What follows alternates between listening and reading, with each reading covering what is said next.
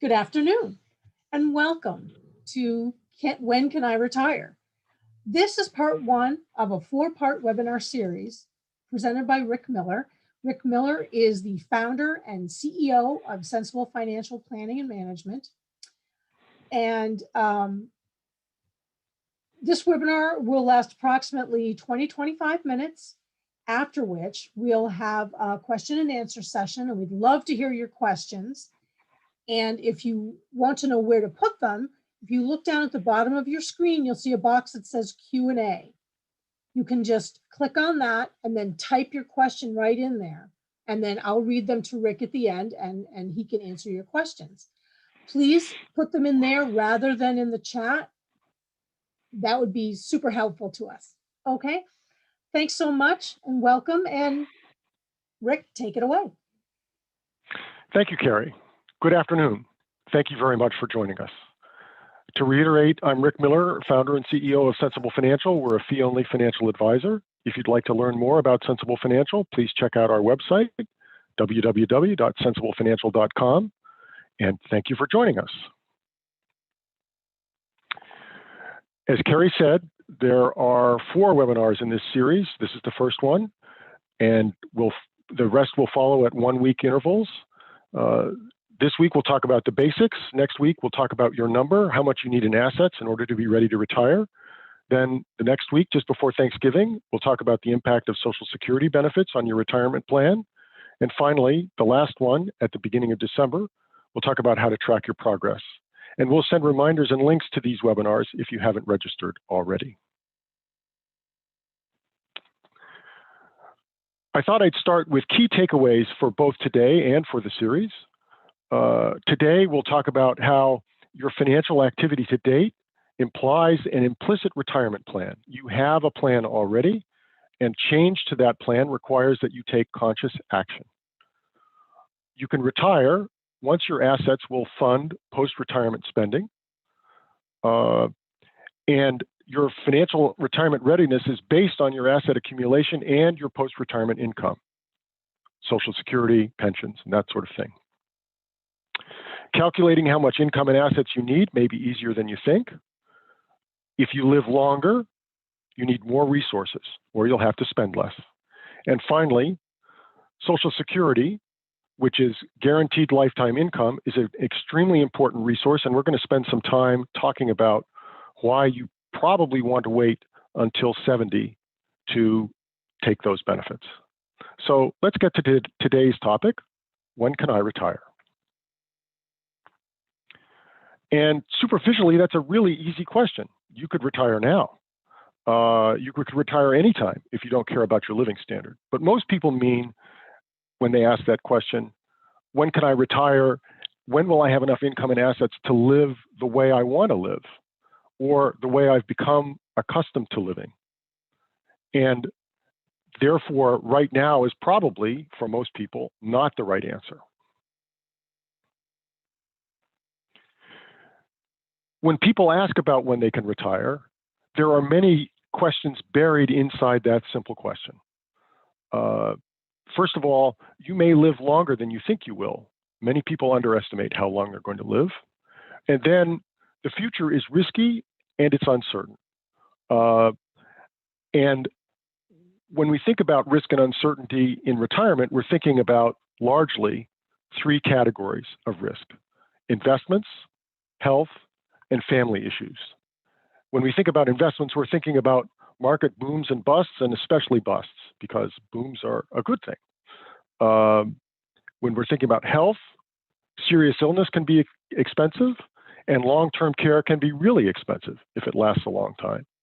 And finally, family issues. This is something that people don't necessarily think about, but especially for people who have children, children can lose their jobs, they can become ill, they can get divorced. Their children may need extra school, may need medical care, and many retired parents feel compelled to help. So this when can I retire question has lots of facets to it, and we're going to look these facets squarely in the face, and then for today, we're not going to think about them. And we're going to think primarily about the basics. But as we do that, we're going to think about the fact that when we're planning for retirement, we're planning for a long time. We're planning for probably at least 30 years. So if you retire at 65, you should be planning to live probably to 95. And if you think about that 30 years, it's helpful to think back 30 years and think about what's happened in that period of time to get a sense of what might be uncertain or what unusual things might happen. And so if we think back 30 years, we think to 1990, and I would ask, in 1990, who was predicting 9/11? Who was predicting the rise of the internet, aside from Al Gore, perhaps? Amazon and Google and that sort of thing, the great financial crisis, the fact that we had our first black president, Barack Obama, and then we had Donald Trump. I think none of that was predictable in 1990, or at least I know no one who predicted it. And then I think it's helpful to think about unexpected events in your own life in the last 30 years, things that happened in that period of time that you probably didn't predict in 1990.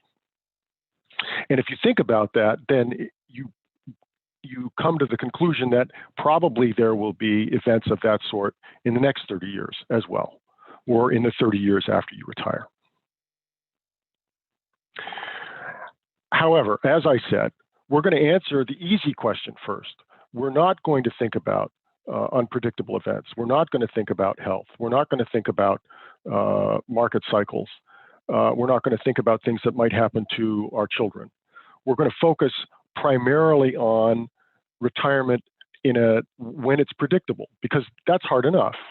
And if we do that, we can see what the basic concepts and issues are, and we can then begin to incorporate some of the more complicated questions.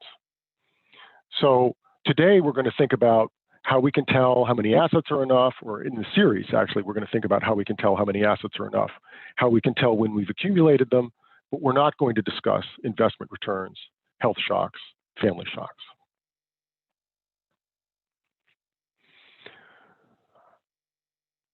Everyone has an implicit retirement plan. You probably have in your mind an idea of when you want to retire, but that may or may not be when you can afford to retire. And in the rest of this discussion, I'm going to show you what I mean. But as the chart suggests, the time when you can retire depends on how much you're spending and how much you're saving. If you save a lot and spend a little, it might be that you could retire now. And in fact, we have clients who come to us thinking that it's going to be years before they could retire, and we're able to tell them that they could retire now. On the other hand, if you're spending a lot and not saving very much, you may not be able to retire until much later than you think. So to begin to think about that, let's start with a really, really simple world.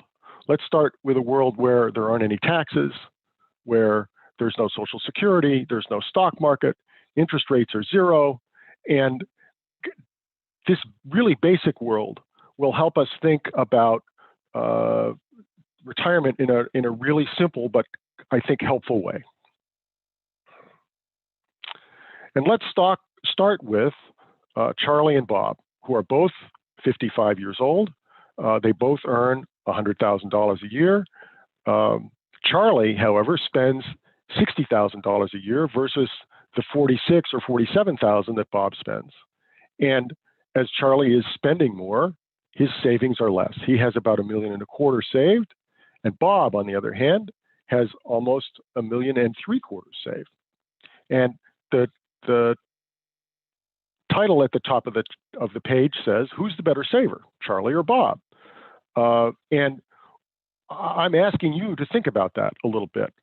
And while you're thinking about it, I'll tell you that this is a question that I like to ask people that want to work at Sensible Financial, and often those people will ask me questions like, "Well, tell me when Charlie or Bob is planning to retire. Tell me how much they want to spend." And I turn it back to them and say, "Well, when can they afford to retire? And how much can they afford to spend?" because the answer to the question of which one is the better saver doesn't depend on how much they want to spend in retirement. Well, one could make it that, but it's not as hard a question as it seems. So let's now see which one of Charlie and Bob is the better saver. So on this chart, we have Bob and Charlie. Bob is in orange, and we see that Bob and Charlie have the same income here, and that Bob is spending less. This is about the 46 or 47, and Charlie is spending more. And now let's first see our snapshot. Let's look at what we said at the beginning, which was that Bob had more savings than Charlie. And now let's look at when Bob is going to retire. Well, Bob is planning to retire right here. He's planning to retire at 60. So 59 will be the last year he works. And at that point, he will have enough saved that he can continue to spend at the same level all the way through retirement. Charlie is going to keep working. Charlie's going to keep working until he's 70. And at that point, he will stop, but he will continue to spend at the same rate he was spending. He'll keep spending at $60,000 a year. So this is kind of a trick question. They're both right on plan to retire when they're planning. They're saving enough to retire when they're planning to retire. But Bob is retiring earlier, and because he's retiring earlier, he'll have earned less in financial terms in his lifetime, roughly, well, I'm not going to try to tell you how much it is, but you can see that because he's stopping work earlier, he'll have earned less. He'll have earned $100,000 a year for fewer years than Charlie will have by the time he retires. And Charlie, therefore, can spend more in his entire life, and he'll be able to, even though he'll actually have ended up saving a little bit less than Bob because he has less retirement to fund, he'll be able to spend more once he retires. Because their plans are different, they're spending at different rates, they're saving at different rates, but both plans work.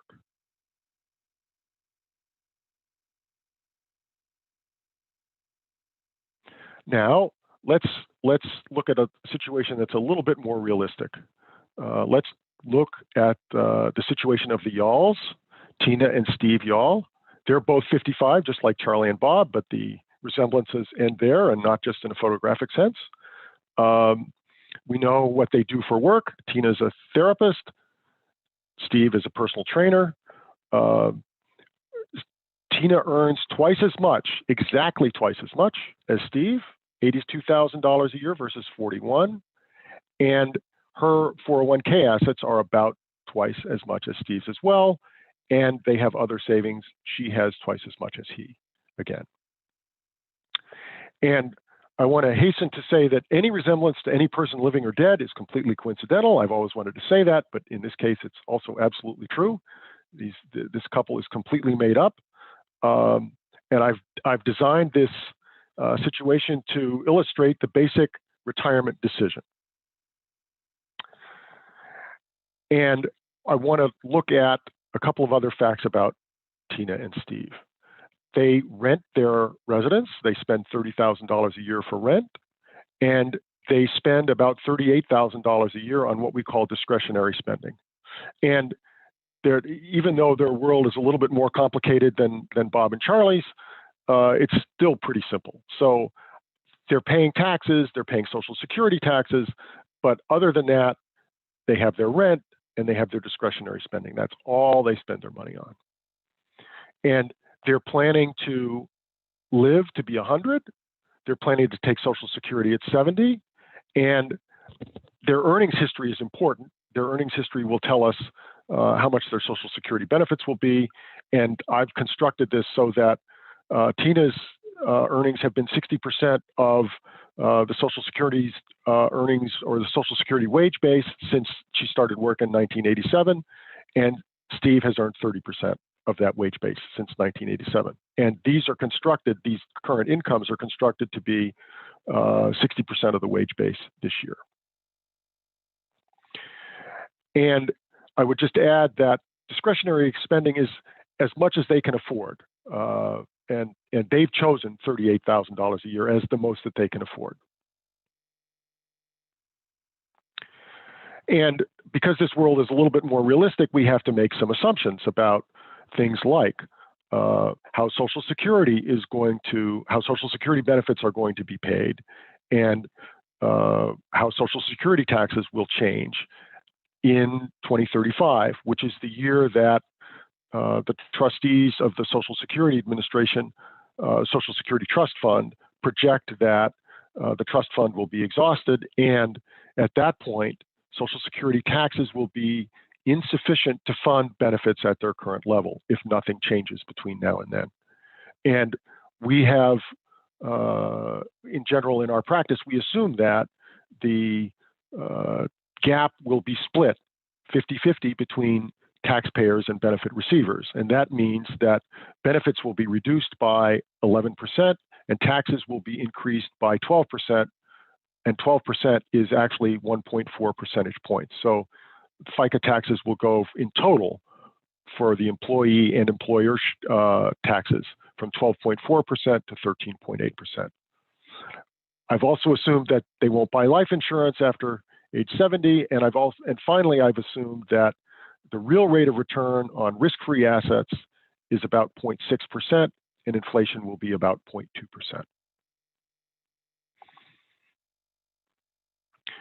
And now we get to the big question: when can they retire? We're going to assume that they retire in the same year at the same age, and we're going to look at several possibilities. We're going to look at the possibility that they could retire now at age 55, or that they could retire soon at age 60, or retire at a normal or average retirement age at 65, or work until Social Security benefits start at age 70. And we often look at multiple scenarios. This set of scenarios is simpler than most that we look at because all we're thinking about is retirement age.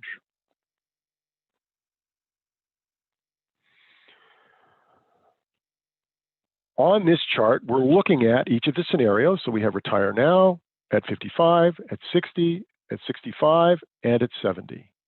And we have a column bar for each of the scenarios that shows how much the y'alls can spend on discretionary spending in each scenario.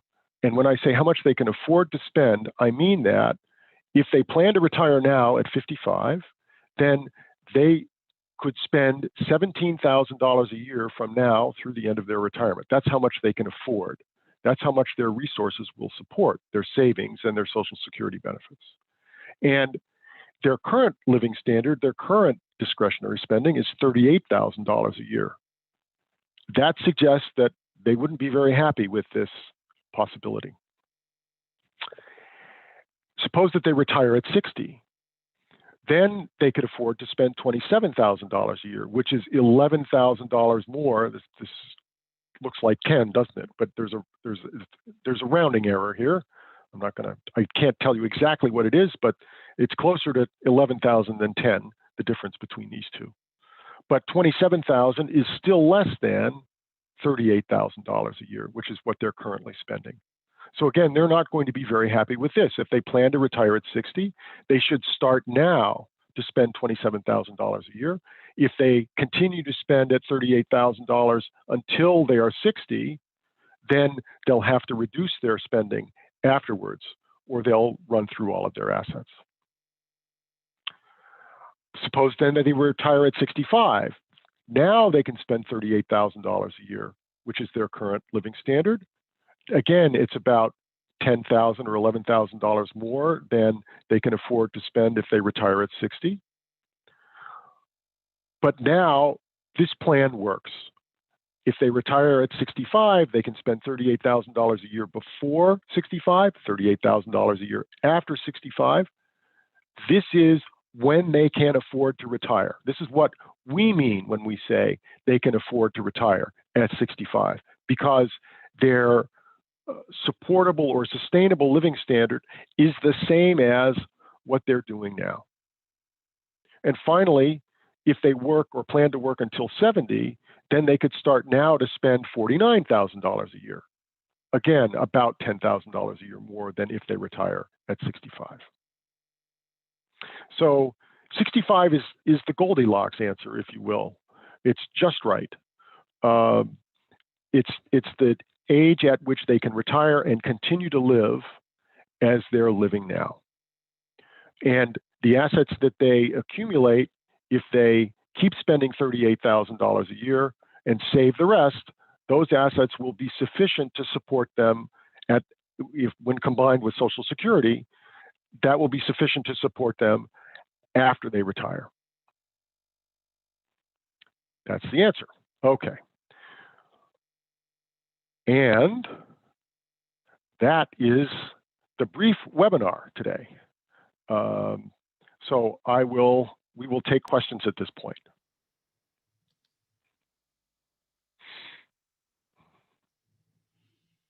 If anyone would like to ask a question, you'll see the Q&A box at the bottom of your screen, and you can click on that and then just type in any question that you have for Rick.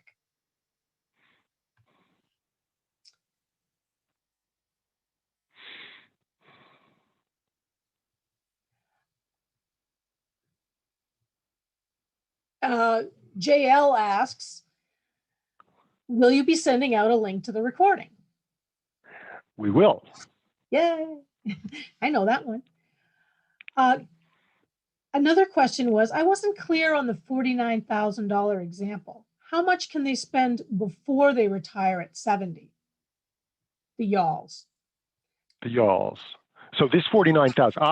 So the numbers in each of these bars is the amount that they can spend starting now through the end of retirement.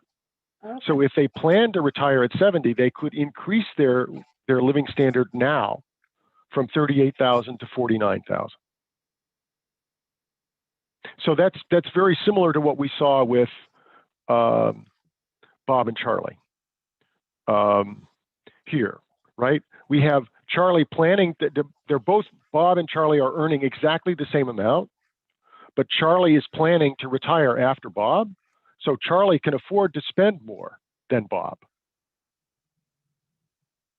Fundamentally because he's working longer and his total lifetime earnings are higher than Bob's. So here's another question from Maggie. Besides going broke, isn't there a penalty of some sort for people who turned 60 in 2020?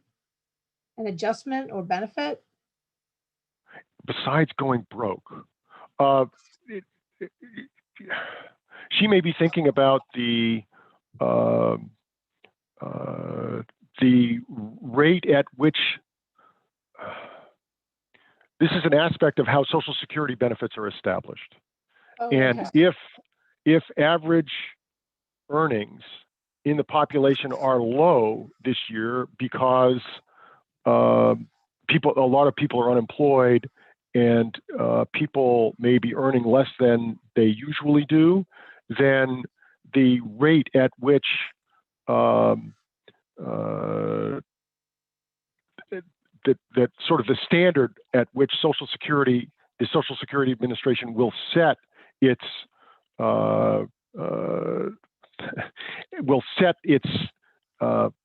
payment factor, and I've forgotten at the moment that the precise name of that, may be lower than usual. And then that might mean that Social Security benefits will be lower than usual. We'll have to wait and see, first of all, what the Social Security Administration does, and secondly, whether Congress may make some sort of adjustment. But that, I suspect, has not reached the top of anyone's agenda just yet. Okay. Nicole asks, how do I figure in the money I've already saved into this equation? How do I figure in the money I've already saved into this equation? Well, we'll talk about that more next week when we talk about what your number is. Okay. But fundamentally, Nicole, what we're doing is taking the amount of money that is already saved and spreading it over the amount of time that you want to be in retirement.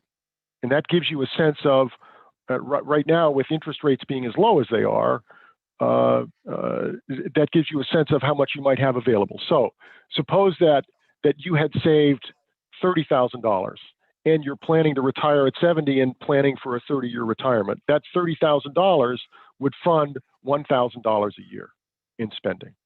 And then you'd want to factor in what your Social Security benefits would be and if there's a pension and so forth. But that's how to think about, that's a very simple way to think about how far your savings might go. Okay, that's great. Ray asks, what gross rate of return did you use over the course of their lifetime? I assume the y'alls. Did you use an inflation adjusted amount for the future expenses? When we plan in dollars of today. And so all of these numbers are in dollars of 2020. So if inflation is 2%, then these numbers would inflate each year by 2%. So 38,000 would become 38,000 plus 2% next year, and 38,000 plus approximately 4% the following year, and so on. And the assets should be invested in such a way, and we've assumed that they're invested in such a way as to keep up with inflation and to earn, right now, the risk-free rate of return, risk-free real rate of return, or at least when we did this analysis, the risk-free real rate of return was slightly positive. Another question. Does the retiring at 65 scenario for Tina and Steve assume that they draw Social Security at 65 or 70? At 70. Okay. At 70. And in general, because we're planning for them to live to be 100, and so there are two ways to think about this. We're thinking about Social Security. First of all, we're thinking about this situation as one where they know exactly how long they're going to live. And when we think about things that way, then waiting till 70 is better because the Social Security asset has a larger value if you wait until 70 than it does if you take benefits earlier at 66, let's say. If you say, well, I don't know how long I'm going to live,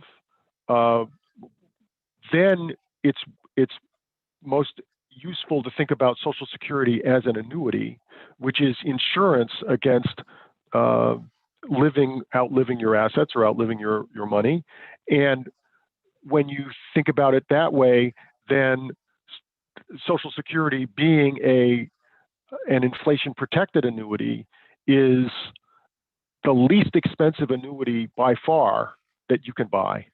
And an annuity that's valued in real terms or that grows with inflation for sure is a very helpful asset to have. It enables you to be confident that that income will always be there and it will always have the same value in purchasing power terms.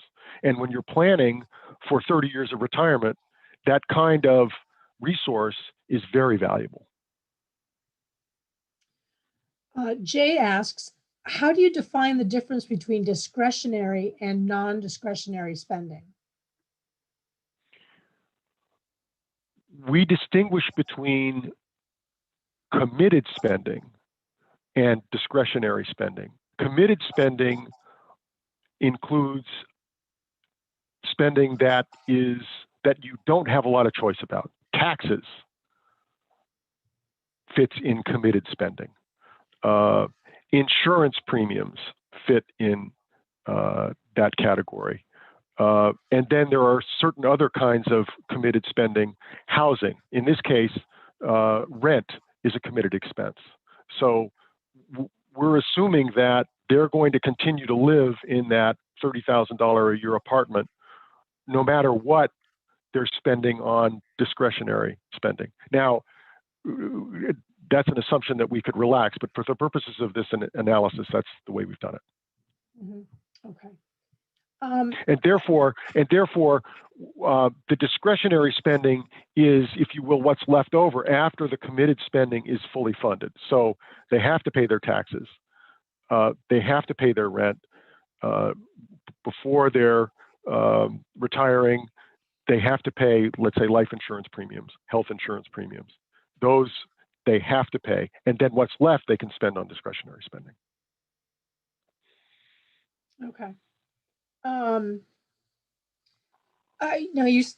I think you might have answered this in Howard asks, does this take inflation into account? So I believe you already I did deal with this. Well, but again, whenever we plan, we're planning in dollars of today. Right. And let me say a little bit more about that, because I think that's important. If we can certainly show the results as in nominal dollars, in dollars of whatever year we might want to think about. We could show what 2% inflation meant for $38,000 a year 10 or 15 years from now. But we find that it's very difficult for people to look at a number from 2035 inflated by, that would be at 2% a year, 30%. It's almost impossible for people to make comparisons if they're looking at dollars that are presented that way. They just don't mean anything. Dollars of today are very meaningful to just about everybody we talk to, but inflated dollars are very hard to understand and think about. This person just makes an observation saying, I very much appreciate the way your presentation is laid out. And I'm sure this is a question you've considered, but the examples seem to assume that these people have job security for a long time. Yes, that's another category of risk that we're not thinking about here in this example, and then we won't be thinking about it in this series. It's employment risk and salary or compensation risk varies from person to person and couple to couple and family to family. And when we're doing planning for a particular family, then we can do scenarios that consider the possibility that salary might decline, that unemployment might occur, that one of the spouses may wish to take time out of the labor force or away from work to work with children or to work with other members of their family. So we can do scenarios around those issues as well. We've in this series, we're focusing though on the retirement decision.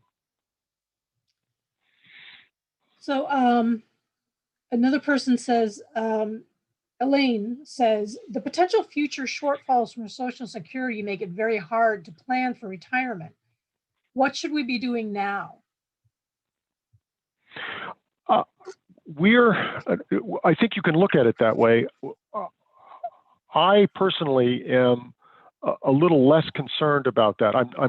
That doesn't mean that I don't think security or Social Security benefits will decline. I do, but I don't think that they're going to decline, one might say, catastrophically. I think that, and this is not an economic question or a financial planning question, this is a political question, and I say that I'm not a political scientist, but I think that Social Security is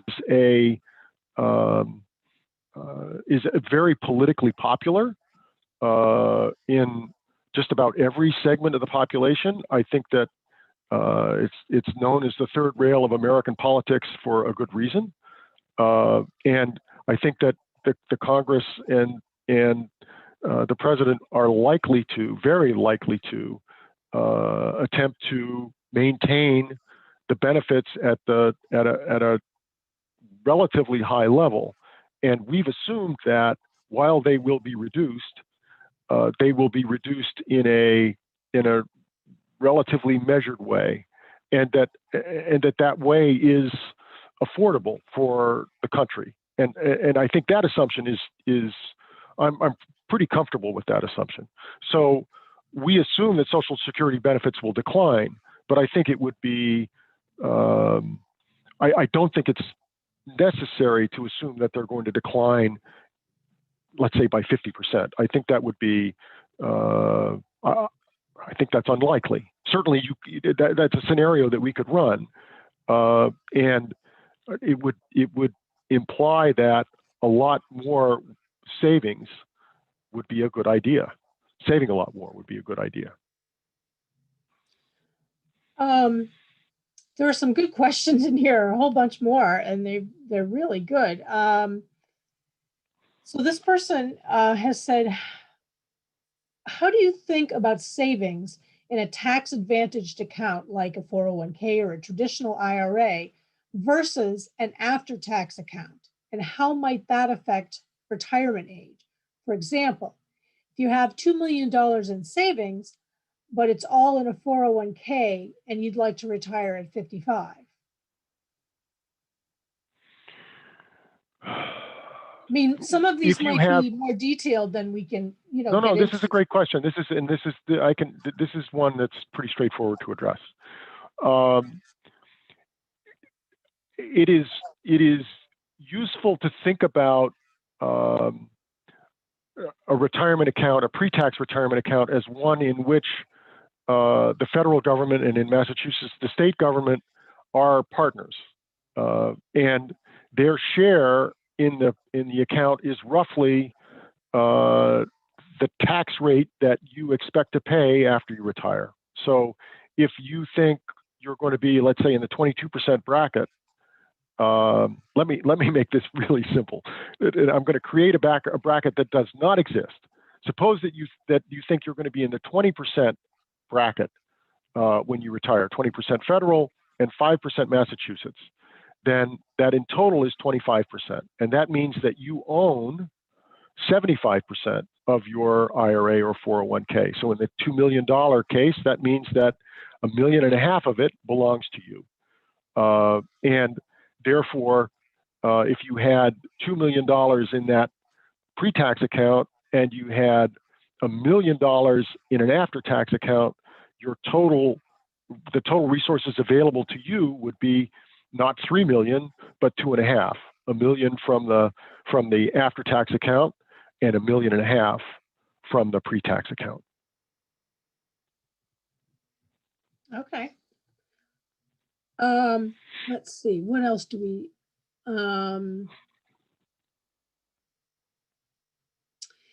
In financial plans, it's common to assume we live to 100. Shouldn't we consider family history? You can certainly consider family history. I think there are a number of things to consider here. First of all, and we're going to talk more about this in, I think, the last webinar, but we should recognize a number of things that seem to be true. One of them is that people tend to underestimate how long they themselves are going to live. The second thing is that family history is interesting, and lifespans do seem to be correlated in families, but life expectancies are getting longer, just systematically in the United States. Excuse me.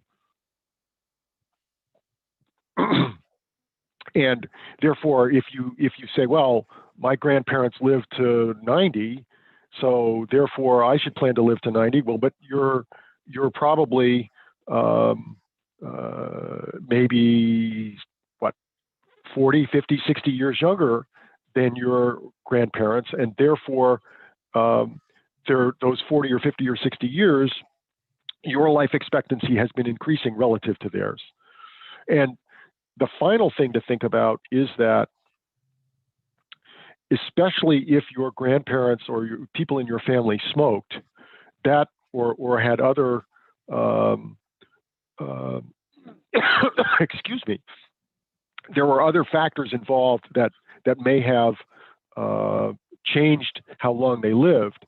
That's difficult to factor in, or important to factor in. So you can't just look at how long they lived. You also have to look at the factors that influenced how long they lived. And then there's still another factor, which is that, or another thing to consider, which is that people can adopt behaviors that are that can either shorten or lengthen their lives on average.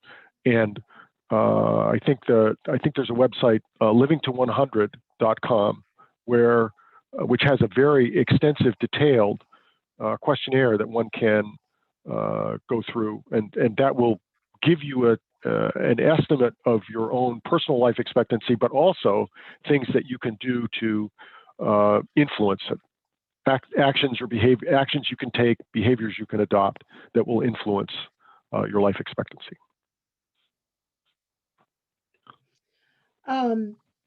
There's another question. This is a Social Security question, so it may be for next week.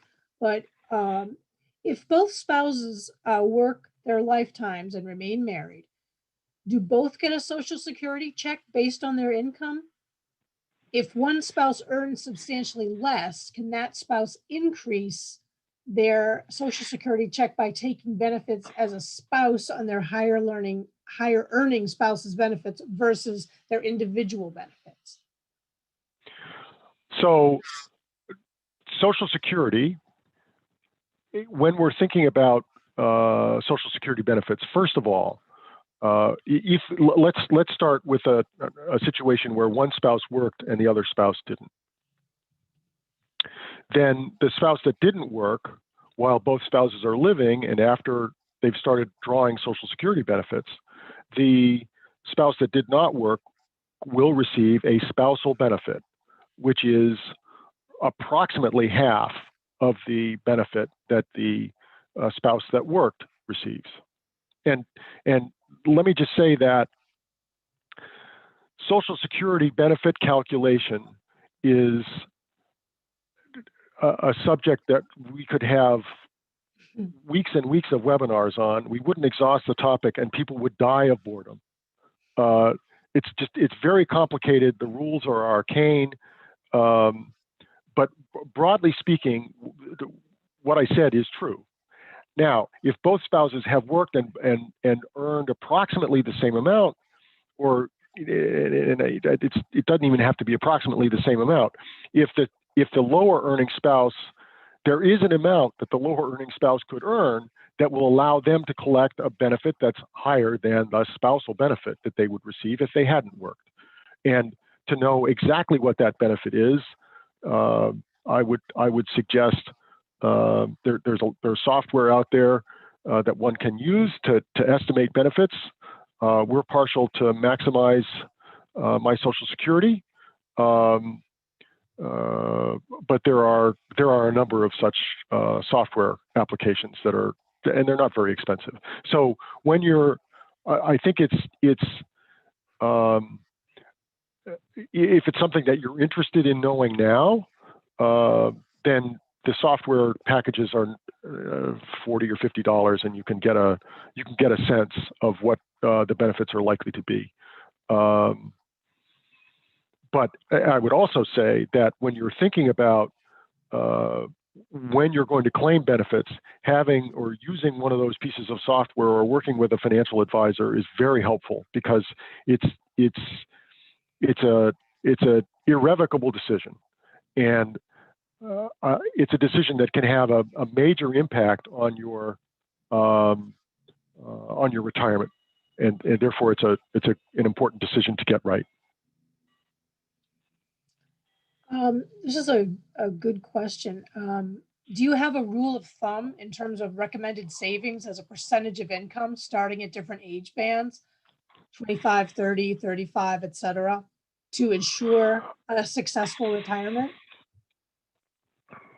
Unfortunately not. I would say that there are general trends that one can think about, or factors that one can think about. The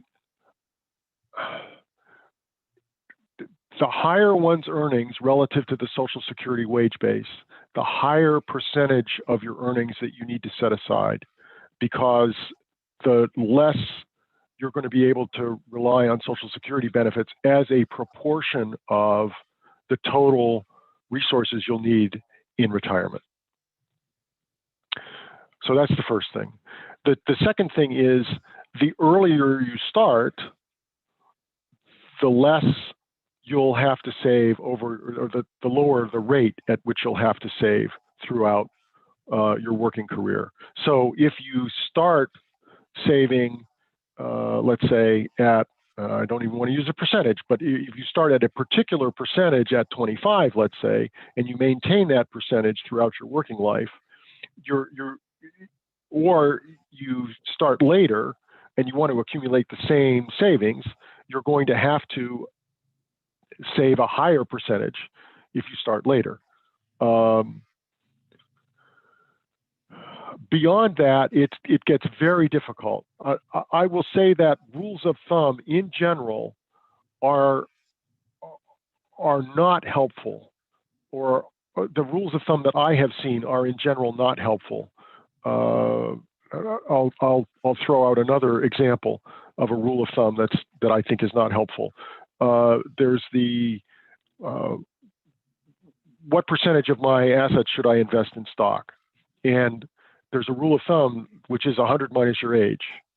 But that rule, it turns out, I think is just completely wrong. The way to think about the amount of stock risk you can afford depends a lot on the percentage of the spending that you want to do that is available to you in guaranteed income, let's say in Social Security income, and it's related also to how much, whether you have more savings than you need or not.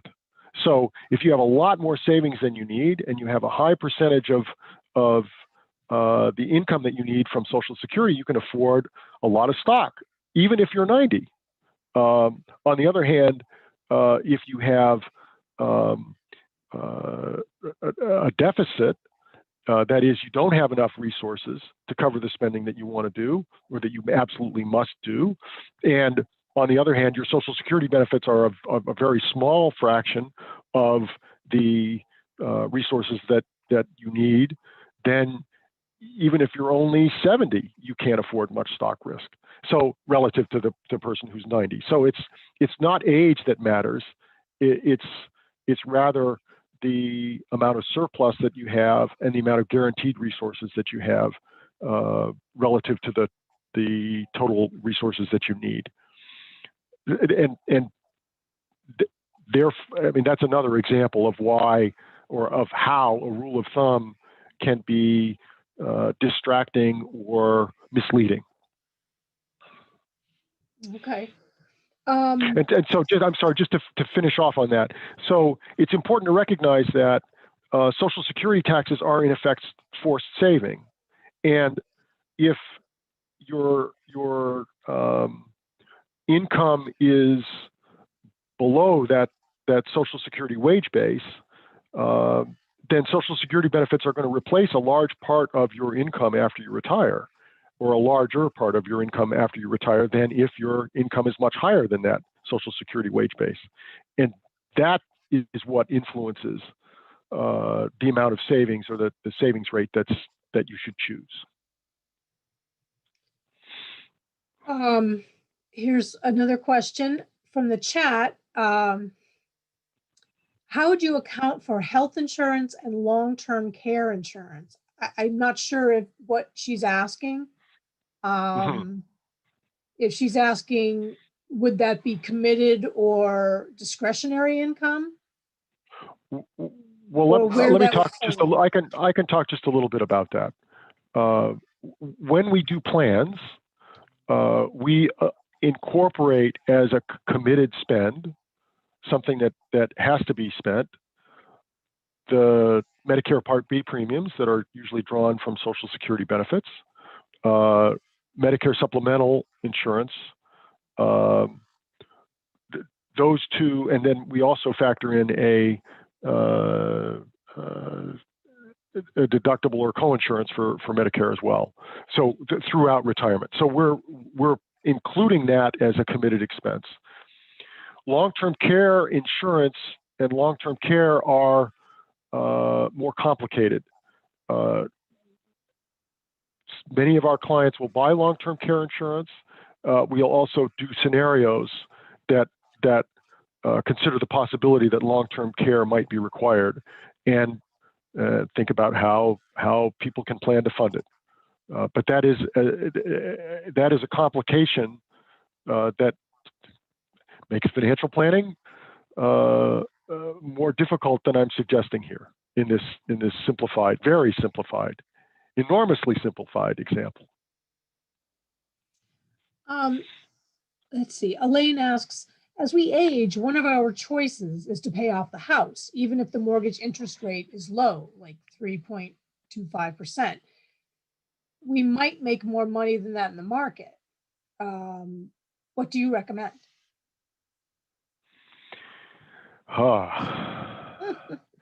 This is a favorite question, and this is something of I call it a vexed question.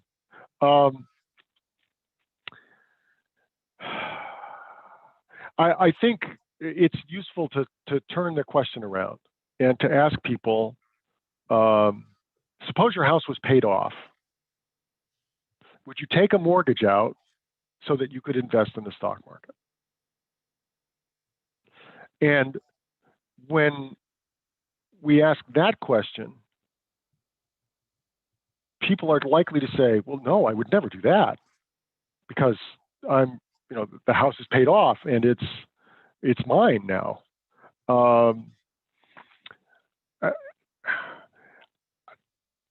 In a model like the one we're looking at here, whether or not you pay off the mortgage really doesn't matter, because the rate of return that we're expecting to receive on invested assets is roughly the same as the rate of return that we're going to get or we're expecting to get or pay on the mortgage. So it makes very little difference in this situation. If we're thinking about a situation where we're investing in the stock market, but the market is risky, we're borrowing at a fixed rate to invest in a risky asset, and that is the sort of thing that works really well until it doesn't. We could inquire of the folks at Lehman Brothers, how that worked, and they borrowed at really low rates and they were earning really high rates, and that worked great until all of a sudden they weren't earning those really high rates, and then they were bankrupt. And I'm not suggesting that people who don't pay off their mortgage to invest in the stock market are going to become bankrupt, but I think that it's important to bear the risk in mind carefully. And just to think about whether that's, and I'd step back and think about that risk in the context of the whole plan, and think about how much risk is affordable in the context of the whole plan. And then having decided that, then we can think about how we want to finance that risk, whether we want to finance it by borrowing against the house, or whether we have enough without doing that. It's very specific to the client, to the situation, I guess, is another way to say it. Sure. Let's see. I'm trying to understand this question. How do you bring in variability to the assumptions to see the impact on sustainable spending of higher than expected return on investments? Or healthcare costs, et cetera? Right. Return on investment is relatively straightforward, and when we're thinking about investments in the context of a plan like this, we can look at the variability of the sustainable living standard over time as we get variable investment returns. We're not going to talk about that in this series of webinars, but that's a standard analysis that we do. So we start with when we're doing plans, we start with situations or scenarios where there is no investment uncertainty, where we're getting the risk-free rate of return across in every scenario. And then if we suppose that we pick the scenario where they're planning to retire at 65, then we can look at the implications of different levels of investment risk for how much they might be able to afford to spend. And we'll get, in general, a range of average spending levels that will be that will have 38,000 not as either the highest or the lowest, but it might be that completely these numbers are completely made up, but it might be that if they put 70% of their money in stock, that the range of sustainable spending levels might be from 30,000 to 70,000 or something like that. And then you would want to think about whether you could stand to live at 30,000. And if you could, then 70% stock would be affordable. If 30,000 was too low, then you would say, well, I can't afford 70% stock. I can afford less risk. Alan asks a question. He says, your model assumes the same annual spending throughout retirement. For my parents and some other older relatives, their spending actually declined beginning in their 80s as they began to slow down a bit. Do you not recommend using an assumption of lower spending in later years of retirement? We used to do that, and we've stopped doing that. The data is sort of equivocal. I think that anecdotally, there is the sense that spending declines as people slow down, if you will.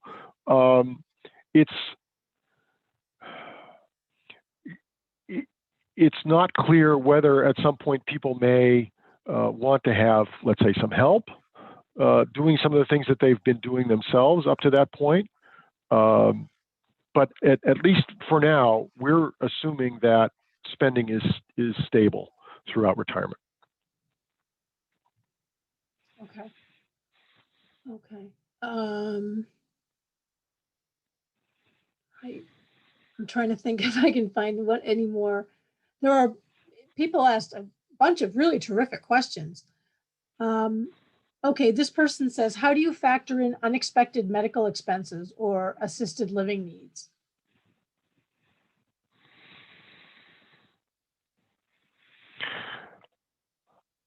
The factoring in assisted living, factoring in other, let's say, unexpected expenses is something that right now we do on a scenario basis. So we would say, we could run another scenario that says, suppose that we have a need for help or a need for assisted living, or we have an unexpected medical expense of a certain size, and we can put that in as an expense, a committed expense at a certain age, and see what that does to either the amount of saving that's required to support the current living standard, or to see what that does to the living standard after the expense occurs.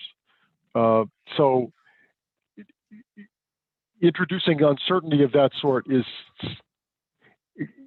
difficult to do systematically, and we tend to do that in a kind of a one-by-one. I shouldn't say one-by-one, but we're doing it with a specific possible example, as opposed to in a probabilistic sense, or with a distribution of possible spends. Okay. Well, that was wonderful this week. As you may know, this was the first of 4 webinars on each subsequent Tuesday. Next week will be What's My Retirement Number? That's November 17th. It's a Tuesday at 2 p.m. And you can register in the same way. And here we have the next, we have them over the next few weeks. How does Social Security influence my retirement plans on November 24th? And am I on track to retire on December 1st? So please sign up, and thanks so much for coming. Yes, we will send out links to the recordings afterwards, and we will also send out something with some of the information that Rick gave. He gave a few links that might be helpful. We'll send that out as well. Thank you all for coming.